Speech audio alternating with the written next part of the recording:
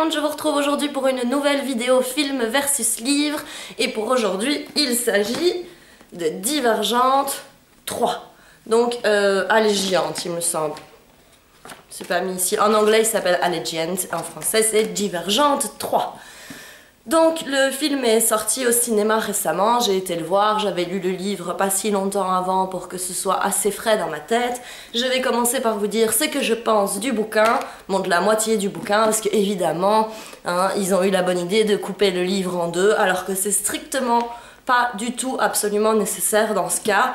Le roman est assez lent, il se passe pas grand chose pendant la première partie, tout s'accélère pendant la deuxième partie, donc c'était vraiment pas nécessaire de le couper en deux. D'ailleurs, la plupart des romans qu'on voit coupés en deux comme ça pour les derniers tomes, la plupart du temps, c'est jamais nécessaire. Pour Hunger Games et Harry Potter, c'était encore justifiable. Pour beaucoup d'autres, ça l'était pas du tout, et dans ce cas-ci, ça ne l'est pas non plus. Donc le bouquin, est-ce que j'ai aimé le bouquin? Oui, voilà, oui. Divergente, c'est loin d'être ma saga préférée, hein. Vous le savez, je pense, j'en ai déjà parlé dans les précédentes films versus livres de Divergente. Donc voilà, c'est pas une de mes sagas préférées, mais c'est quand même sympathique à lire. Ce que j'ai beaucoup aimé dans le roman, c'est que au final, au global de la saga, l'auteur ne prend pas vraiment de gants. Il y a quelque chose qui se passe qui m'ont surprise, et ça, j'ai trouvé ça bien. Et j'aime bien les auteurs qui nous secouent, qui prennent pas de gants, qui se disent pas « Ah non, si je fais ça, ça va pas aller », enfin, soit. Et ça, j'ai bien aimé dans ce livre. Maintenant, l'histoire globale m'a pas non plus extrêmement passionnée. Les personnages... J'aime beaucoup le personnage de Triss, mais à part ça, les autres personnages, il n'y en a pas énormément dont je suis vraiment fan. Enfin, dans le livre, il y en a, mais ils sont pas... il y en a d'autres que j'aime beaucoup dans les livres, comme Uria ou quoi, mais c'est des personnages qui sont pas présents dans le film, ils les ont tout simplement pas mis. Voilà, donc j'aime bien les livres, c'était sympa, j'ai bien aimé ce dernier tome. Il y a des gens qui m'ont dit « Tu vas voir la fin, tu vas être dégoûté ». Bah non, moi j'ai bien aimé, mais on me dit souvent ça, on m'avait dit pour Hunger Games, il y a plein de gens qui aiment pas le dernier tome d'Hunger Games, moi je l'adorais. Voilà, souvent quand on me dit tu vas pas aimer, bah j'aime bien. Et si on me dit tu vas adorer, bah j'aime pas. Est-ce que j'aurais l'esprit de contradiction sans le vouloir? Donc je suis allée le voir au cinéma. Je vous avoue que j'étais pas motivée parce que déjà l'adaptation du deuxième, je l'ai pas aimé. Ils ont complètement foiré selon moi. Je vous mettrai dans la barre d'infos le lien sur la vidéo que j'avais faite sur le tome 2, film 2. Donc j'y allais pas motivée et je vous avoue que ça a été tout simplement un calvaire, quoi. Je me suis fait chier dans cette salle, passez-moi l'expression.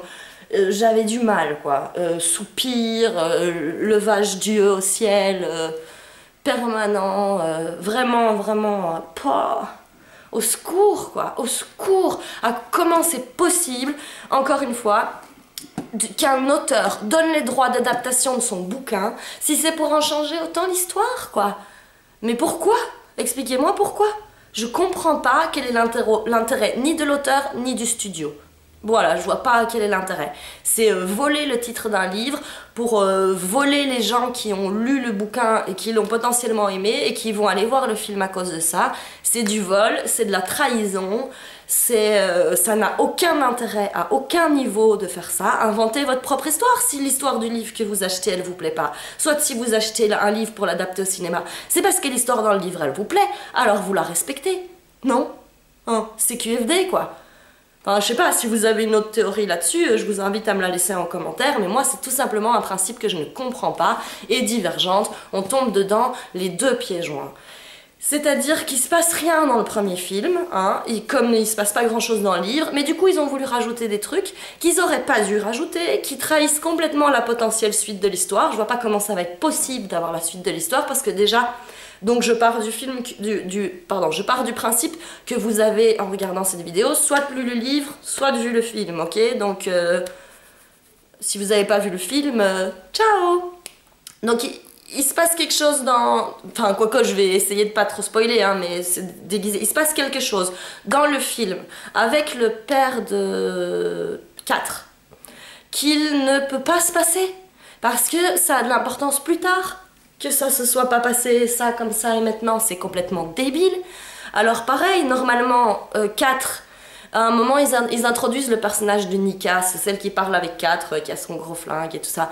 Il est censé se passer des trucs avec elle. Rien. Est-ce qu'ils gardent ça pour la suite? Mais alors ils vont nous concentrer tout dans la fin? Enfin, ça n'a pas de sens. La relation entre Triss et son frère, ça n'a pas de sens non plus. Ils sont censés se détester cordialement. Hein. Surtout Triss, elle lui adresse pas la parole, elle lui adresse pas un regard. C'est la guerre ouverte et déclarée entre eux, ok? Enfin, surtout du côté de Triss, mais Caleb, il fait ça. Et là, pas du tout, ils ont l'air d'être potes, hein. T'as voulu me tuer, tant pis, on passe au-dessus, tranquille. Alors que ça a une importance capitale pour la suite. Je vous promets, c'était vraiment important qu'ils respectent ce lien entre les deux personnages. Mais alors je me dis, ils vont certainement pas respecter le livre pour la fin, quoi.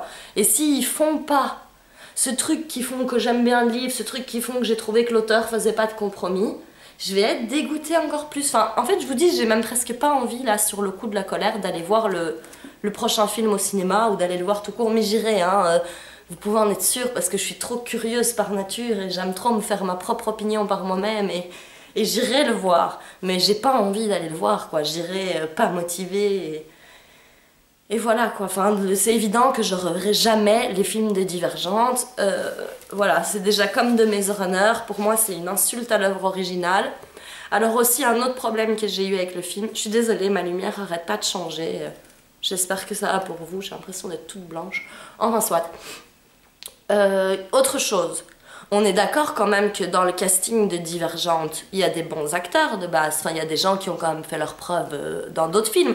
Si on prend Shailene Woodley et Ansel Elgort dans The Fault in Our Stars, ils ont super bien joué, quoi. Shailene Woodley, elle a joué dans d'autres films, elle jouait bien. Miles Teller, il a joué dans Whiplash. Dans Whiplash, il jouait super bien dans ce film, ok? Et c'est un film que j'adore complètement. Ensuite, parlons même pas de Kate Winslet, Naomi Watts et compagnie, qui sont des acteurs quand même largement accomplis, quoi. Hein? C'est des bons acteurs, quoi. Ok? C'est difficile de dire, ah non, Kate Winslet, elle joue pas bien, quoi. Ou Naomi Watts, non, c'est une mauvaise actrice. Eh ben, qu'est-ce qui leur arrive à tous dans ce film-là? Ils ont tous le charisme d'une moule? Non, c'est exagéré. Ils jouent tous mal dans ce film, quoi.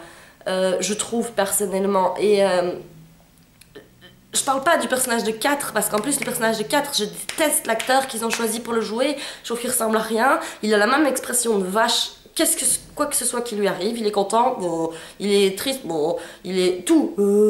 Il a la même tête tout le temps. Et moi, personnellement, physiquement, il me plaît pas. Mais bon, ça, c'est autre chose, hein.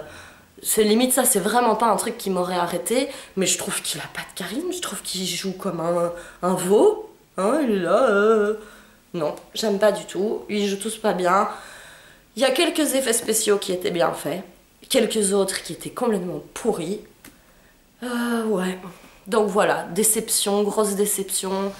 Franchement, si vous devez faire un choix, lisez les livres, allez pas voir les films. Parce que de toute façon, les films suivent pas du tout les livres, donc où est l'intérêt, hein? Je comprends vraiment pas. Et ça arrive parfois dans l'autre sens, hein. Regardez, bon je m'égare 2 minutes, mais regardez Vampire Diaries. C'est une série que je regarde plus, mais j'ai regardé au moins les 5 premières saisons. Bah la série, elle est mieux que les livres. Mais pourquoi avoir pris les livres comme base alors? Enfin, pourquoi pas avoir fait une série avec des personnages de vampires qui vont à l'école et faire ta propre idée? Enfin, pourquoi prendre un truc pourri même pour en faire un truc mieux? Je comprends vraiment pas. Donc expliquez-moi s'il y a une raison. Voilà, j'espère que cette vidéo vous aura plu. Je vous retrouverai bientôt pour un nouveau film versus livre. Je sais pas encore le prochain qui est au programme. Faudrait que je regarde un peu. Voilà. Donc j'espère que cette vidéo vous aura plu. Je vous dis à très bientôt. Au revoir.